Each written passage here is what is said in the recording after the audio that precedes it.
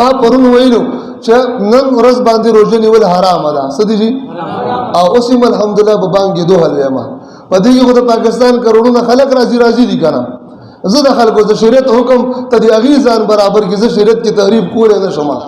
او بیا ځینې مرګونه په کوم دلیل باندې روزه حرامه نو زما محترم دا وضاحت کوم خبره ختمه ده د افغانستان سره په موږ باندې نن اختر واجب دی څه دی جی حجت ملزمه دی په موږ باندې اغدري شهادت علی شهادت او شهادت علی القضاء او خبر مستفیض د لری ملکونو د پاره دی د لپاره د یو دلیل ضرورت نشته حجت ملزمه دی واجب دی نو دا غي د وینې چې اختر شو نو د اختر په ورځ باندې روزه څه شي دا ها دلیل څه دی حضرت ابي عبید د ابن زهر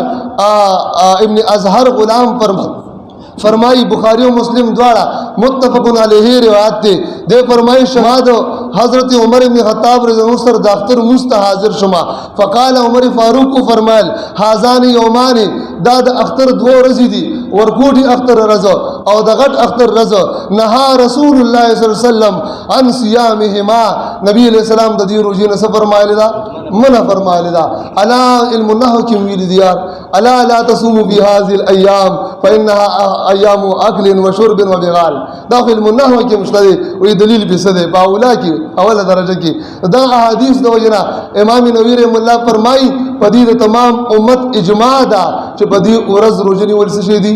حرام دي لکه کتابونه د خیر خلک وګوري نو زمون اختر دی په اختر په زمون روزه څه شي دا نو ته حرام مخکې میلو بیا کسوخه پکې الله پاک دې خوشاله کړي واخر دعوانا ان الحمدلله رب العالمین